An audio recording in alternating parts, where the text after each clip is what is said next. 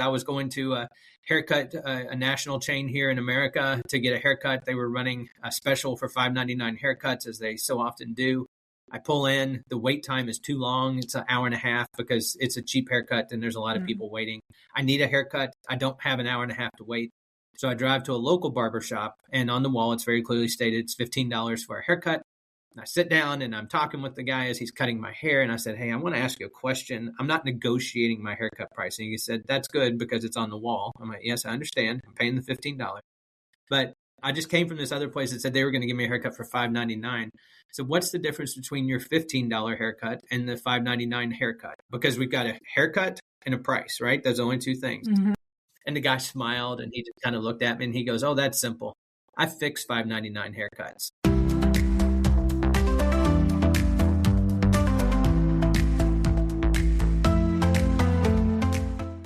One thing I hear over and over again.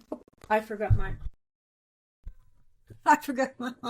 Okay, let's start again. There we go. One thing I hear over and over again from business leaders is that B2B marketing feels boring, generic, forgettable, like it could belong to almost anyone. And the interesting thing is, it's not forgettable because the people, the businesses, or even the ideas are boring. It's because somewhere along the way, communication lost its humanity. As we move into an AI-shaped operating environment, this matters more than ever. When content becomes easier to produce and volume explodes, meaning becomes the real differentiator. My guest today is Bill Reynolds, founder of Element 502. Bill is a seasoned marketing and branding professional who helps organizations find their authentic voice and communicate with clarity, purpose, and trust. What I really appreciate about Bill's thinking is that he doesn't treat marketing as noise-making. He treats it as a leadership responsibility, which is exactly how I see marketing too. Today's conversation is about why B2B marketing so often feels boring, what's actually missing from the message, and how organizations can communicate in a way that feels human, intentional, and credible, especially in a world where AI can generate content faster than ever. So if you ever felt that your message should be landing better than it is, then this conversation is for you. Welcome, Bill. Oh, thanks, Susanna. Glad to be here. Good to have you here. So, Bill, when I look at your LinkedIn profile, you describe yourself as a technology-driven leader with deep experience guiding organizations through digital transformation, leading technical teams, and translating complex technology into business strategy. And obviously, you and I both have lived through multiple waves of change already, from digitalization to automation and now into the AI era. When you look back at that journey, what have you learned about leading people through these shifts? And just as importantly, where do you think you personally got it right or wrong along the way? That's a big question. That's a strong start. That's a strong start.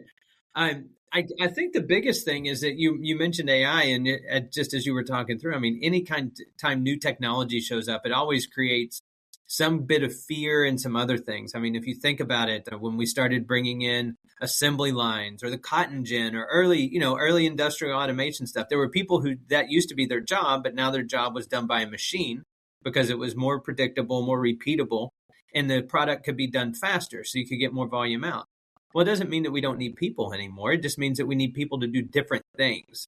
And so part of that leading and part of how does that go is as you see the climate changing, as you see other tools, other technologies coming, preparing yourself that, okay, well, what I was doing or the way I was doing it, I won't need to do that anymore. I'll need to change it. We still need people. We still need to change around. And so if you're going to let life happen to you, or if you're going to participate, that really changes the difference there. And if you're just one of the people who just wants to kind of sit on the inner tube and let the current take you where you may, okay, that's not really, you can't really lead someone like that. They're just wanting to float and drift, and that's okay. But if people want to take control, want to be more active in where they're heading, that's where that leadership comes in. Because even with AI, even with those tools, yes, there's a lot that it can do. And yes, it can put things out, but to use it well And to do it well, that's a completely different thing. I mean, think about like when we talk about, any kind of manufacturing, there's welders and all these other different, skilled labor jobs. Yes, there is some automation that happens in it, but we still use people in most of our factories, most of our stuff, because a human and our ability to quickly make changes or to adapt on the fly, that's something that machines can't do yet. And so knowing how we fit into that bigger economy as it continues on, that's how we continue to stay relevant. And then also just navigate, like, as you said, the world has changed a lot. I mean, computers in your home didn't exist whenever I was a child. And I remember whenever they first started making it into the mainstream where people could bring them into their homes. And then, you see over the years just how much more processing and other things. But again, it's just changes. It's things that are there. And you as long as you keep your eyes open on it and hold on tight, it's a much safer place to be. If you think about back to digitalization and then now this AI era, is there anything that, because I feel like when digitalization started to take over the sort of the work life and the business, it was really like we were so blindfolded and you could only plan maybe 1 year ahead because you had no idea what happens the year after and where the world is then. That surely taught us a lot of things. And personally, I feel so much more comfortable of the AI era because I just try to see it the same way. So if you reminiscence back to the digitalization, is there anything that you can safely take from that experience now that we're coming to this new major transformation, and anything that you did wrong then or misunderstood or anything that you now know how to do differently? What would be your tips? Sure. I think cautious adopting is probably a good strategy. There's always new technologies that are coming out, and this is the best, the greatest. Everything's going to go here, and you can't always believe the marketing or the other things behind it because that whole script, that whole story is there to convince you that it is going to be. I think that cautious adoption is better because it's different than an outright rejection. Like, I'm just not going to use that. I'm not going to participate in that. And you hear that today with AI conversation where people are like, I just hate it. I'm scared of it. I'm not going to do it. The same kind of thing. I mean, this is the same thing that you still hear stories today of usually people who are much further along in age than either you or I, maybe either you or I combined, that still have like a landline in their home on the wall or something like that, where they didn't adopt new technology because they either felt that they didn't have a place for it. Like, I don't need that. Or I just didn't understand it. And whenever we're confused or scared or we don't understand, it's easier to just fall back to the things that we do. So I think being an early adopter of most technology, I think has been a good thing that's led us well. My father gave that to me. He was always the neatest, latest, greatest of technologies, whether it was computer or audio equipment or television or VCR or any of these things. He was always an early adopter because he wanted to make sure he knew how the technology worked and how he could use it to help himself. But at the same time, being an adopter doesn't mean that you jump in head first all in because sometimes things change. And so being ready and understanding and just education along the way. So things I've done right, cautious adoption, things I have done wrong, not really learning the depths of some of that technology along the way. You don't have to be an expert in it, but at least have a basic understanding of what it is and what it's doing for you.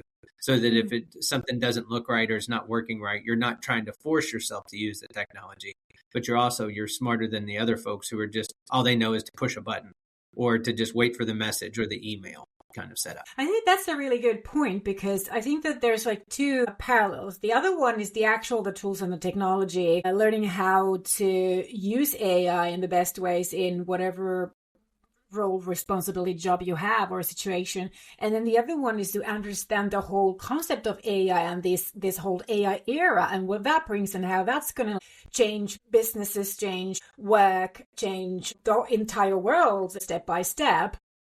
Faster steps than any sort of revolution before, but certainly, as we move along. So I think that there's two sides. And so if it feels kind of overwhelming to take on new tools and technology, at least study and be curious about what does this all mean?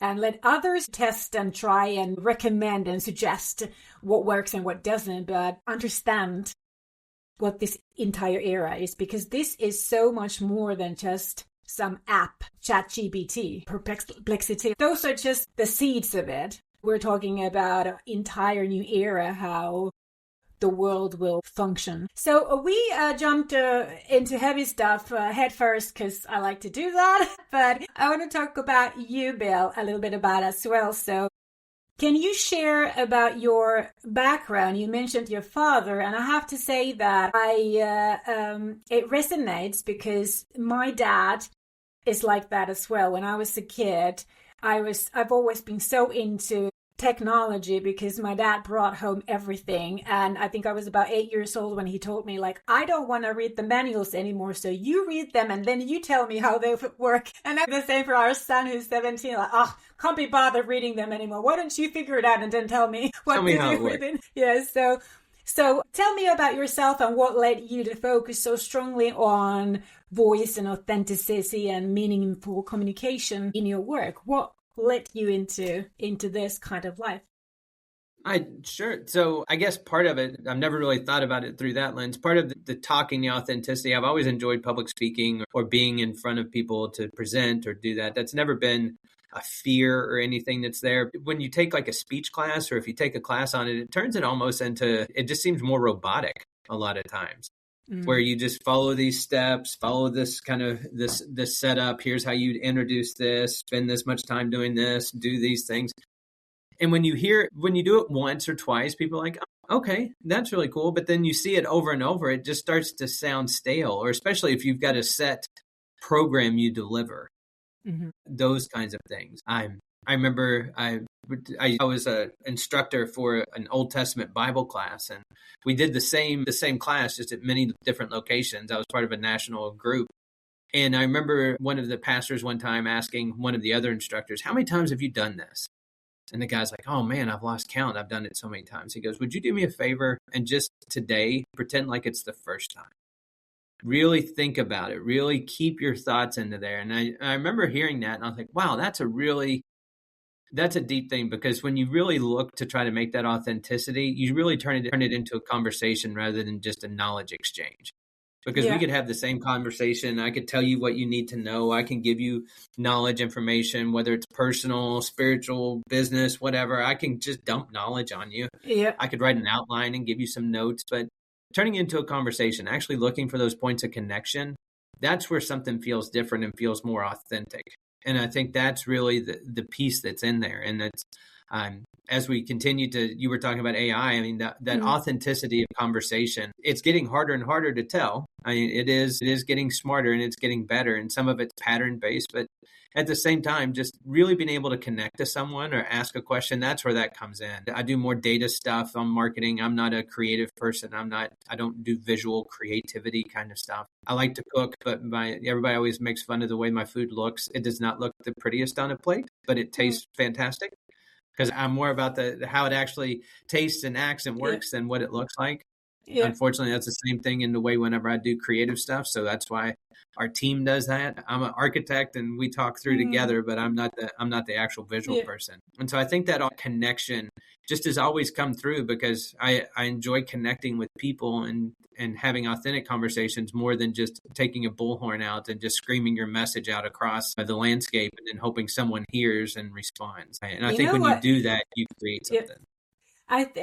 When you were describing like the authenticity versus getting the template or the sort of the robotic response versus having conversations, I think that's what we need to understand about AI at the moment, especially the generative AI that we could use for creating content. So I think that's the same. Of course, you can teach the AI to be more authentic and how to give it a human voice and how to be more like, sound like more like you. But I would assume that at this point, majority of those who use AI for creating content doesn't know how to prompt properly or teach the AI. You nailed it in a way that you can use it as a tool to help you to use your time more effectively in terms of like ideation and giving you like the sort of the outlines and even like meet within the outlines, but then you have to enhance it, make it human and feel like a conversation instead of just a bullhorn one-way message. And if you don't take the time to do that, that's going to be one of those separators that we'll see as the technology continues to be more adopted. You'll be able to quickly see the folks who know how to use the tool well and who just push the button. Yes, and there's nothing wrong about using technology to help you make you more efficient and save time, and nothing wrong, but obviously the importance is that you learn how to make the most of it so that it actually helps you and doesn't drown you, because others can see that it's not authentic. So let's talk about why B2B marketing feels boring. I like to challenge B2B marketing because I think that it's very boring. It is kind of like, this is the way we've always communicated and promoted businesses, so that must be really good, even though no one cares. Right. And oftentimes, because we work a lot on social media, and oftentimes I ask people like who are in control of the business social media that why do you post something like this? If this was another company, is this the kind of content that, would you read it? Would you watch this video? Would you look at this? So why do you do it? Just because it has always been done doesn't mean that it's the way that works anymore. So from your experience, why does B2B marketing end up sounding so boring and so stale and so just... Yeah, I think part of that's a leadership and where it's driven, especially in B2B. When you think of B2B a lot, people view their company or their product as more of a commodity. Like, you have to have this. You need this. You need to have tires for your car. You need to have this gas to run this. You need to have this piece of metal to do this particular thing. So I think a lot of times the company just starts to look at themselves as a commodity or just a thing that you have to have. Well, if you do that, it doesn't sound that engaging to begin with. Now I've already kind of shot myself because I've already set my expectation that this is something that's not exciting and it's just a necessity. And then that just continues to go down. And then you get the idea that starts to foment inside of that is it doesn't really matter how good our stuff is or what this is. You're going to need to buy this thing. And so I just need to make you aware that we sell it so that you can come to us and buy it. But there's never any of that connection. There's never any of that authenticity. And so it's just like when people ask, hey, I need a trifold brochure. The brochure is where you get the threefold brochure. I'm like, okay, why do you need that? Well, because that's what people are going to read about. I said, and then I asked the same question as you do with social media. Like, when's the last time you read one of those? Well, I don't read them. There's too much stuff on them and they're boring. Well, then why are you making them? And why are you handing them to people to throw away? Just give them a blank piece of paper. It costs a lot less money, and just have them throw that away. And at least you can recycle it easier.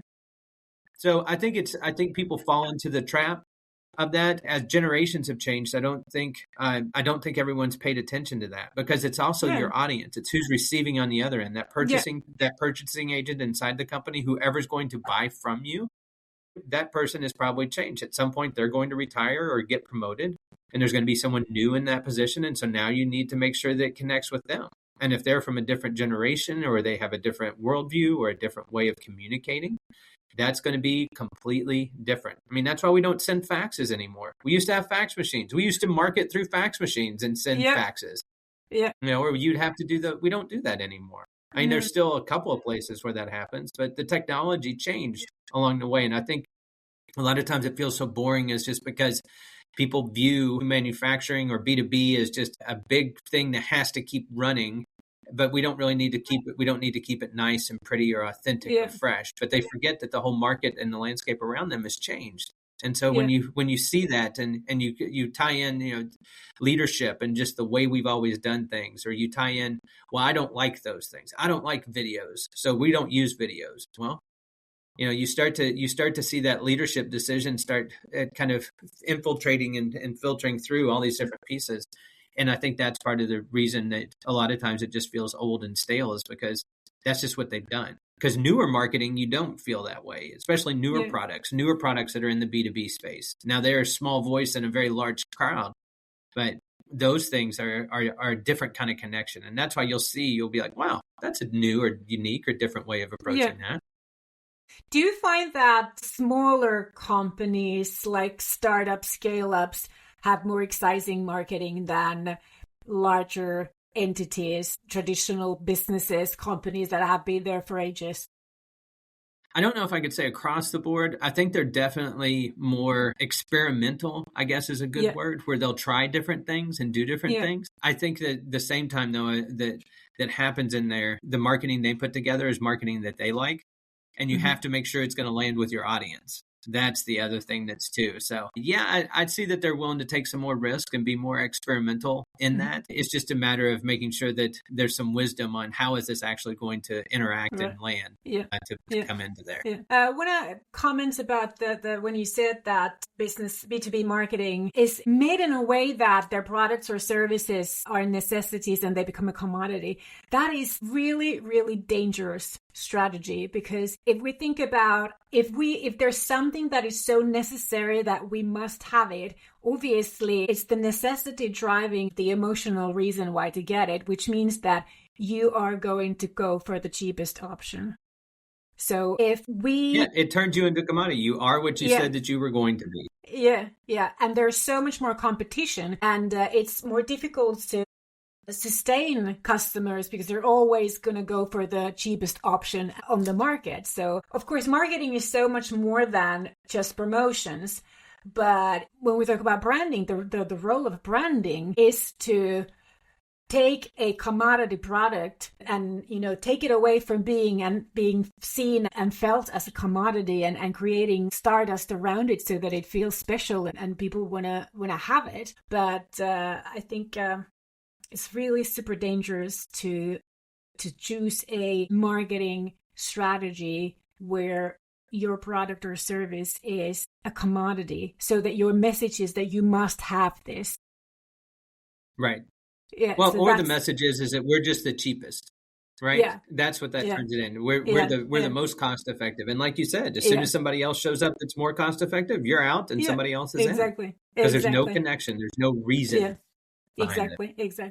So what do you see organizations doing unintentionally that strips humanity out of their communication? I think that a lot of times it's just a checkbox that they do, like, we have to make sure that we post on social, or that we do a YouTube video, or we write a blog, or we do a press release. And we have to do this activity rather than what are we going to communicate. So they focus more on finishing the activity than actually thinking about the depth of it. And that's where you can use tools like an AI, or you just recycle something old that was in there and you put it out. And so I think it's treated more just like a task on a list rather than something of thought. It's like, I have to sweep the kitchen.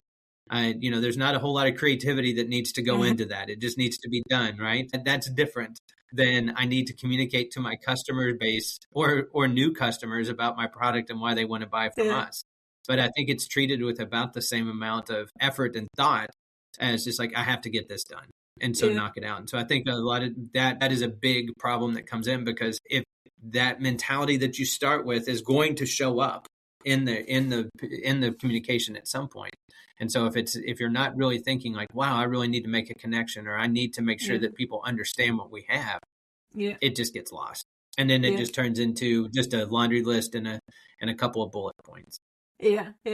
I'm laughing because we actually had this conversation yesterday with my husband and our son. So our son, he was supposed to sweep the kitchen floor.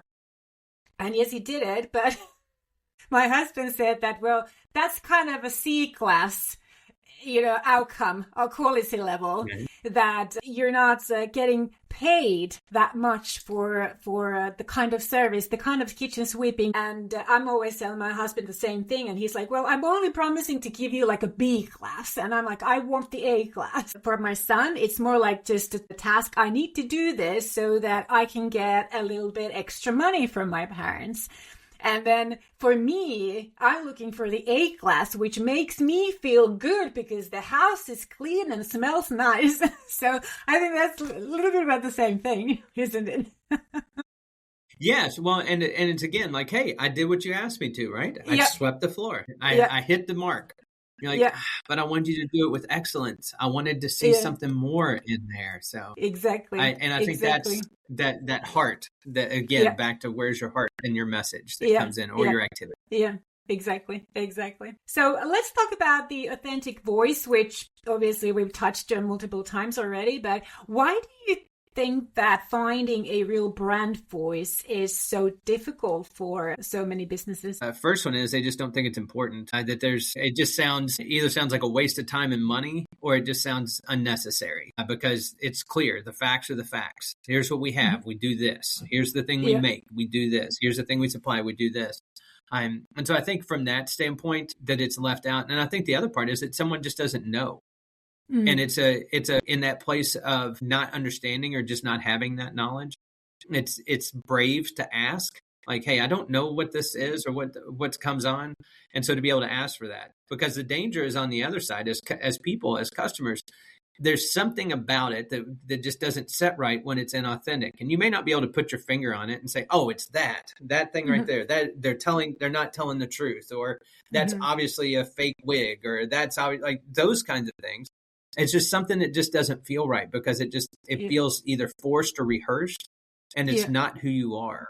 Yeah. And so I think just not thinking that it's important, not knowing how to do it, and then just not understanding the results or the penalty that you pay by not doing it. I think those things all kind of work together. Yeah. Finland is very much known as an engineering country, and whereas Sweden, our neighbor, is known as those who can commercialize and market anything and sell anything. We've worked with so many tech companies and lots of engineers over my time as a business owner, and they kind of think that, well, if the product is good, if all the nicks and knacks are like in order and it's like prime technology, then it should sell itself. Mm-hmm. How about your customers? Have you experienced that kind of thing? What do you tell to a customer who feels like there's no need for an authentic, real brand voice or marketing? Yeah, those come out. The other thing that'll happen is that I'll have to tell people maybe your technology or your solution is newer, and so people just don't know to ask for it. So if you don't know to ask for it or to look for it, it'll just sit in the dark or in the shadows because you won't know to go look for it. So that's one conversation that we can have. You can't argue someone into doing it, but you just bring out some of the same points that we've discussed of how are you going to differentiate yourself? Or if you're at an exposition of businesses and there's 10 different businesses that all do the same thing, how are you going to look different and stand out in a memorable way that actually is meaningful to your product or to your service? And so when you start to talk through that, yes, engineers, they have a different mindset, right? They're very analytical. And when you're doing an engineering problem, there's not a marketing team that's saying, use my equation or use my approach, right? There's nobody doing that. It's what is the thing that works? And so I think that same mentality kind of comes through, but just remembering and reminding that the person on the other end of your communication may not be you. It could be someone with a different role or responsibility or skill set. And so how do you soften that up? How do you put that out in front? So there's some conversation that's in there, but at the end of the day, it's really going to have to be to someone to say, okay, that makes sense. Or they'll say, no, that's fine. We're just going to stick with what we have. And then you go, okay, I hope it works well for you. Good luck. Yeah. You mentioned before about the leadership clarity. How do you think that leadership clarity or lack of shows up in messaging and marketing? I think, again, as we had talked about just some of the messaging, why it's boring, I think it's the mentality of leadership filters down through all of that. Yeah. If they look at it as just a necessary evil, then they'll put the bare minimum of work into it that comes in. Or the other thing is if you have a team that's working and trying to do stuff, but they know that leadership is just going to show up at some point and just say, yes, no, here, do it like this and throw away, then you stifle creativity, because why would you put that much effort into something that you're assuming is just going to get thrown away or torn down and just with someone else is going to show up and put their own paint on it. So that's the other kind of trap you can fall into. You don't have to let things go out the door that you don't believe in or that are inauthentic. But if you don't encourage people and take it seriously as far as that communication, I think you'll really start to see it. And then it just turns into just very bland or plain marketing, or it's just got so much over the top to try to like sparkles or razz to try to get somebody to take a look at it. But there's nothing memorable about it other than, oh, did you see that marketing piece that had that big green giant on it? Yeah, what was it for? I don't know, but that giant was cool. Like, you don't remember the product, you don't remember anything about it. You Yeah. remember the little hook piece, but you don't remember the rest of Yeah. it. So again, it's the hunt for authenticity versus just Yeah. viral or a check in the box. Yeah. Have you been in situations when you've had that authentic discussion, conversation with the client, gathering the background information to propose them with a marketing message or a strategy or something, and then there's a lot of juice in that conversation, which you feel like, oh, this is excellent. We know how to differentiate this company from their competitors. Then you give them the draft for comments, and then they kind of take the red marker and cross out everything that was exciting and different, and it came from their own mouths. But when they see it written, and then the end result is something so boring and bland that it just lost everything. Have you experienced that with your clients in your career? I have seen that. And sometimes it's valid. Sometimes we've missed the mark, that we've made the mistake of thinking like us rather than the client or their audience. So sometimes which it's is valid. important. Yeah. Oh, back to that. Is it real or is it just a script? But on the other side, I think fear is the biggest thing that we have to work against. If someone feels that they don't understand, or if they're from a leadership standpoint, they're scared that there's something that's doing that they didn't start the process with or steer that makes them look like they're not a good leader. And so that fear plays in there as well. So walking through that carefully is good. But we have a saying in our agency, we call it pink polka dots, that at the end of the day, we can tell you that it's not going to look right, or we shouldn't do it this way, but they're our client, and we've done our job by voicing our concern, but they want pink polka dots on it. We're going to put pink polka dots on it. That's right. What do you think that leaders misunderstand about it's not about the volume, it's the message in practice? I think that's an old way of marketing that we used to do, was the more times I could get my brand in front of somebody, or the louder I could do it. That's why Super Bowl commercials in America were so big, because that's one of the most expensive TV times that you can buy. And so they're still big. Yeah. Yes. Well, it's as big as the game. I mean, there's always talk about, did you see the commercials? And there's a recap of the commercials, just like a recap of the game. And so there's some prestige of being in that particular space, as well as just the audience, the ideas that are in there.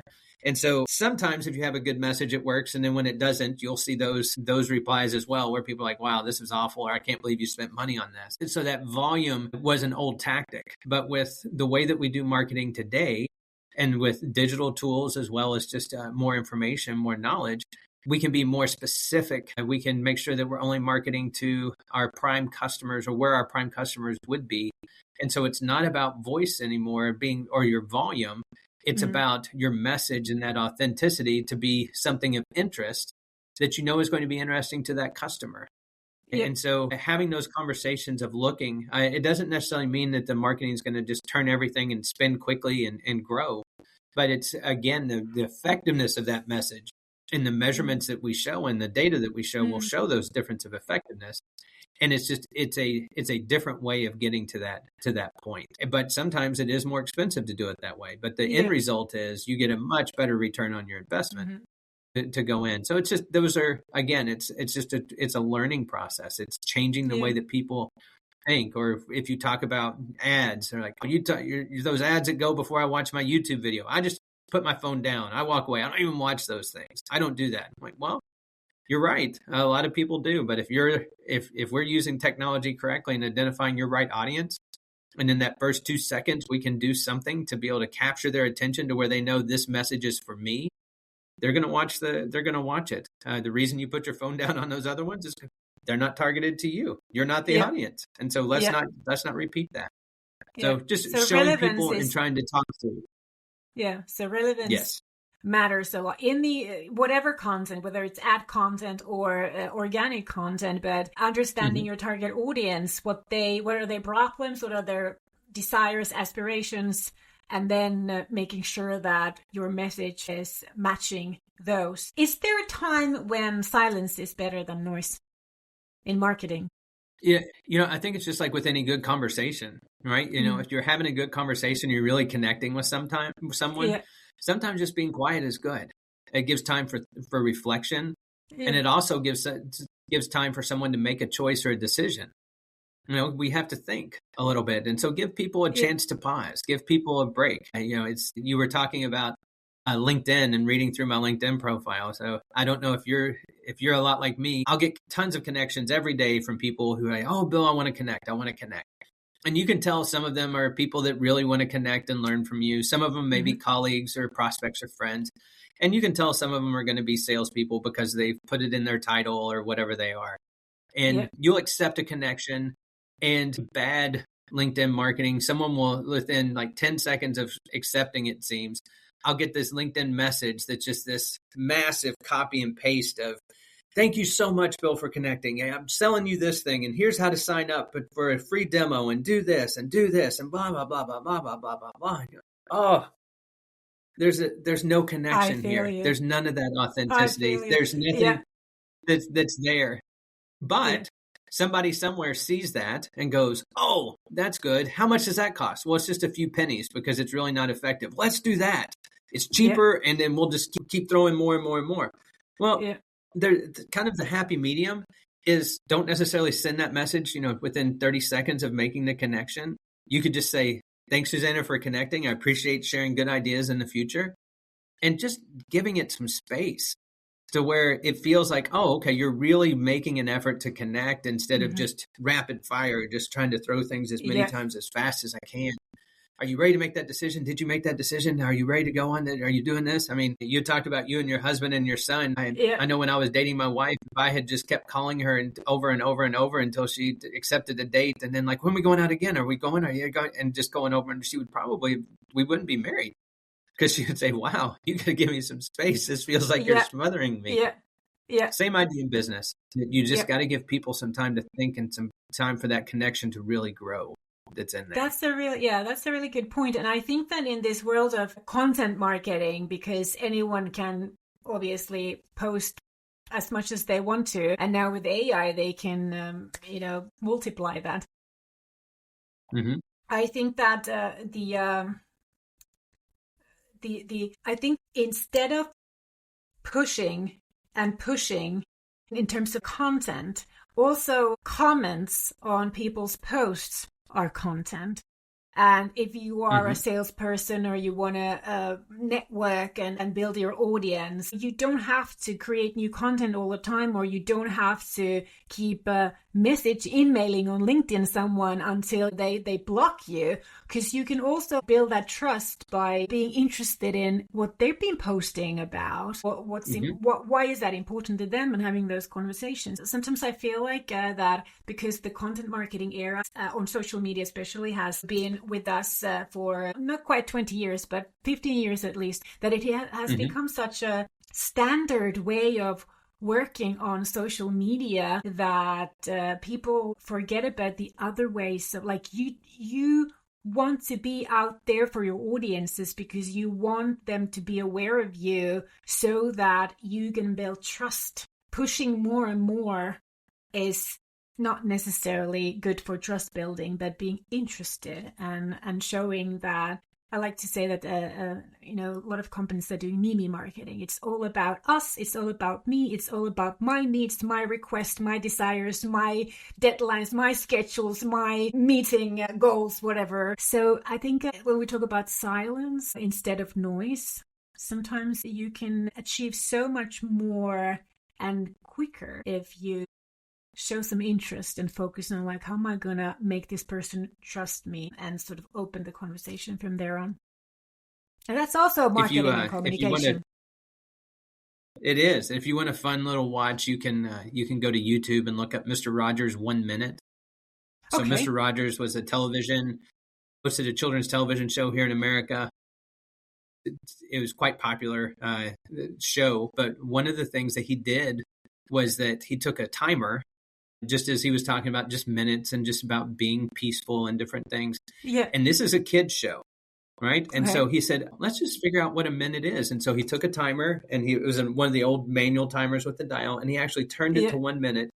and just sets it on the table and just sits there silently and watches the timer count down for a minute. Now, this is not a digital counter, so it's not going down. You hear that click, click, click, click, click, click, and the needle steadily moving, and then ding, it goes off. He goes, see, that's a minute. And he was quiet for the entire 60 seconds. He was quiet. He didn't go in. Now, if you take that to other children's programs who were out at the time, these are cartoons and other things, lots of flashing lights and things moving and everywhere. And it's just energy, energy, energy, energy, energy. There was never any time of rest or anything in there. And so I think even at that early stage, when you see that, it's just such a differentiation. Now, there's a difference between just being quiet because you're lazy or you have nothing to say, but that's not what we're talking about. We're talking about thoughtful pause that's in there. And I think that's a big difference, and knowing when to do that and how to do it well. So from your perspective, talking about trust, how does consistent human communication build trust over time? And what's your perspective on why it's so important? I think it shows that you can be trusted. That when you're consistently saying the same messaging or similar sounding messaging that's in there, and then living it out to where other people see it in your personal or your professional life, whether that's in your social posting or news that other people have, because the best things are the parts that you don't create, right? It's where you're covered by somebody else. And so you don't get to drive the script or the narrative that's in there. And I think all of that is together helps build a trust of, I may not always agree or understand, but I at least believe and understand and agree with you. And so I'm going to take that you're leading me in the right place. Right. And so it's that continued effort is important. And as we talk about, making connections, different things, there are all kinds of automation tools out there to help with salespeople or lead nurturing or those kinds of things. But again, if you don't take the time and set them up well to bring real authenticity, even though it's an automation that's doing it, you can still be authentic in the messaging and the cadence and how that's happening. Yeah.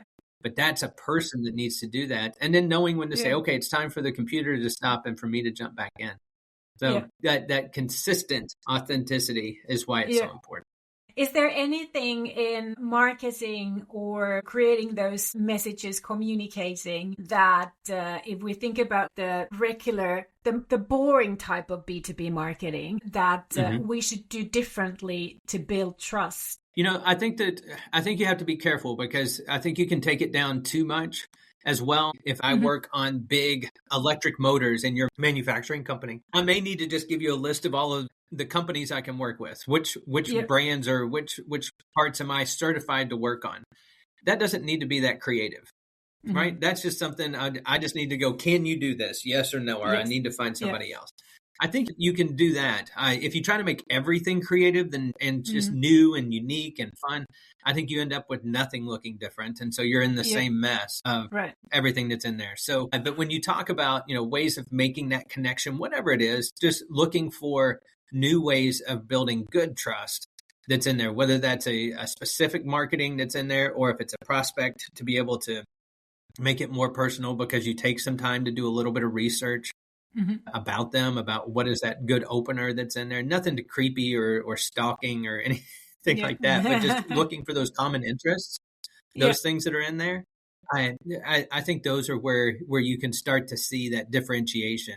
Or just say it right off the bat. There are 12 other companies that do the exact same thing that I do, but here's why we're different and why you would want to work with us. In my market, I'm not the only marketing and advertising agency that's here in our market. There are a lot.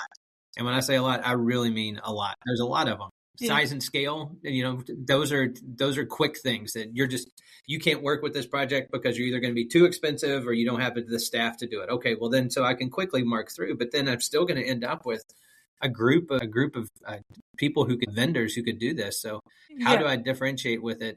And again, with something to remember, because you want to make sure that whatever that is, it ties back in a way that's going to be memorable, and that you're okay with people remembering that about your company.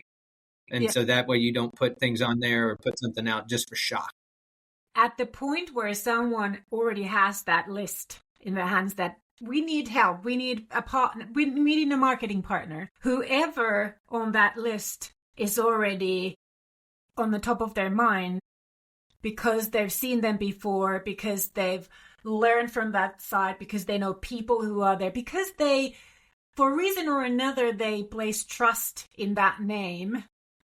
is going to be Mm-hmm. the one that they choose. When we think about marketing and the communication and why doing things in a boring way in business marketing does not help you, why being silent is better than doing the boring stuff, is that when your customer has that list, are you going to be on that list at all? Or are you going to be the company on that list that they immediately notice, like, I know about them, I follow them, I trust them, they're exciting, they're relevant, they're interesting, I feel like they understand my problem. So I think that that's how marketing communication has changed, because we have so much access to information these days, and it's more and more difficult to be memorable, really stick, be remembered. So then if you do marketing in a way that you just have to do, it's like a task, you tick the box, that's a waste of money and time. I don't think it's going to lead into anything. No, and I think you brought up a good point too, that again, because of the way our world works, not all marketing is an immediate decision either. Yeah. I made just because I've heard about your company or your service doesn't mean I need to use it right away. Right. And I may just read stuff that you're putting out or enjoy your content. Yeah. Like you said, whenever that need comes to the top, then I'll remember you for that. Yeah. And so that's a hard thing. And that's a hard thing for business owners. It's a hard thing for other people. How is this being effective, and is what I'm doing effective? And that's where you've got to have the data. You have to look and see how are things interacting. And it doesn't always immediately turn into a phone call or someone coming to your website doing a form fill or those kind of things. It may take a while on that sales cycle, but you can look at the analytics, you can look at the data to see if I'm putting out, is it really resonating with people, and how are they going in? Just like your podcast. You get all this great data of how many downloads are you having? Where's it coming from? Are they actually listening? How much are they listening to? Yeah. What's their average time it takes them to listen to one of your podcasts? Those kinds of things. If no one is downloading your podcast and you still keep making them, then basically you're just talking to yourself.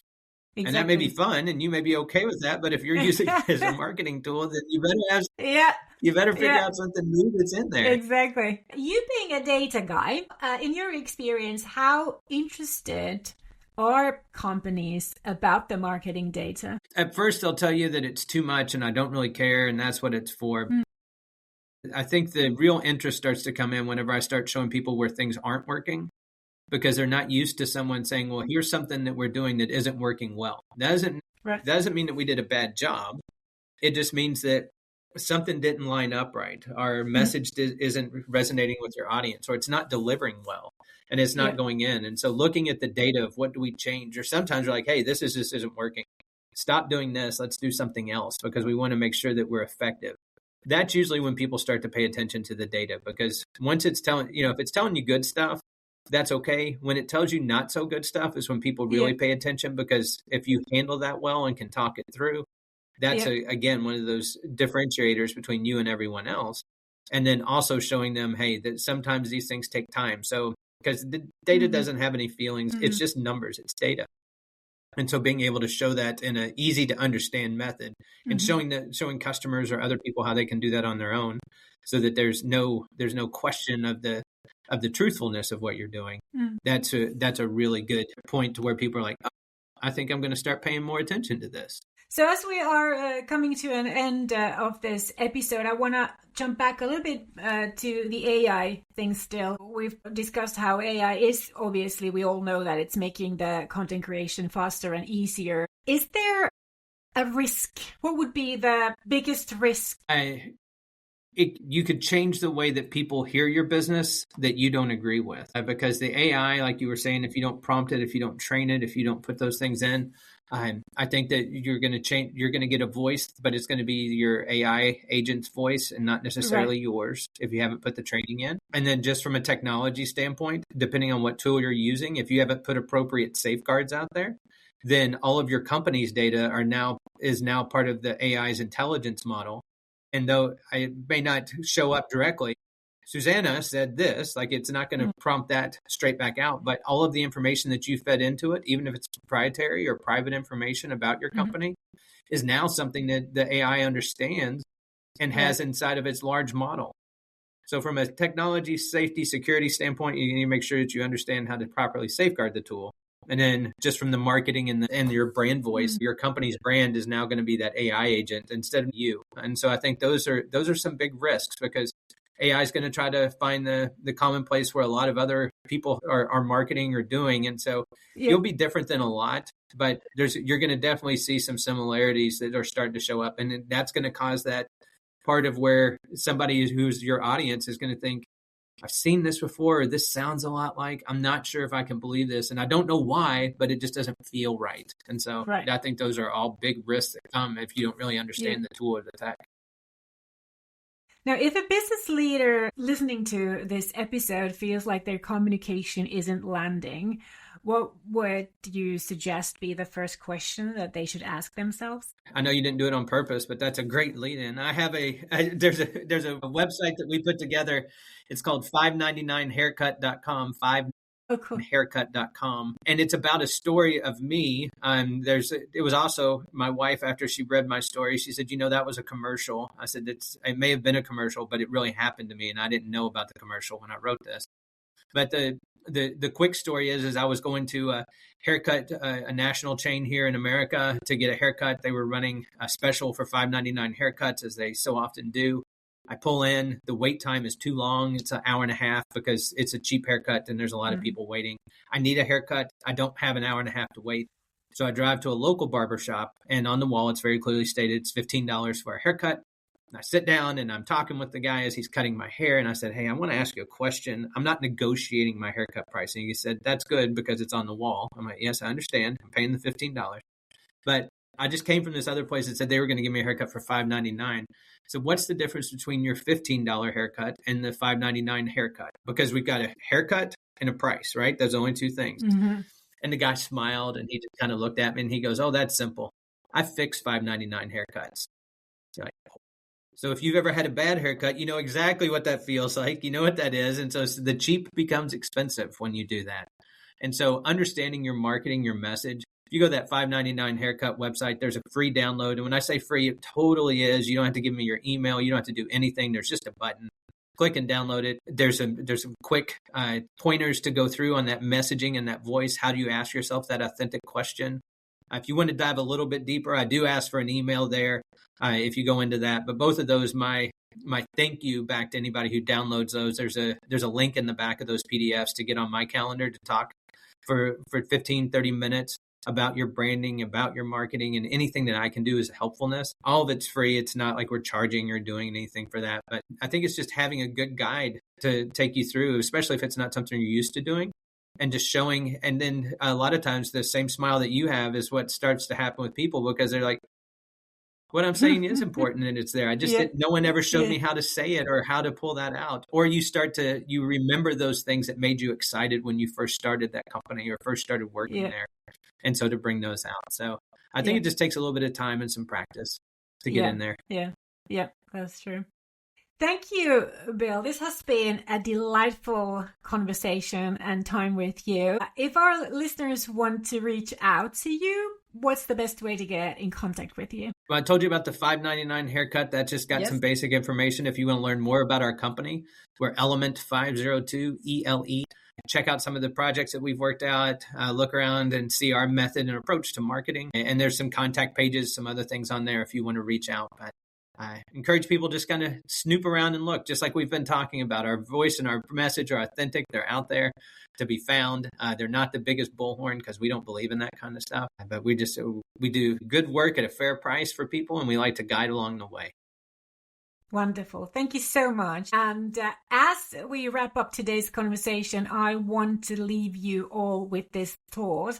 Whether we're talking about leadership, communication, culture, or AI, the common thread is always the same: how we make sense of complexity as humans. None of this is about having all the answers. It's about asking better questions, noticing what's really happening around us and in our organizations, and leading with more clarity and intention, especially when things feel fast or uncertain.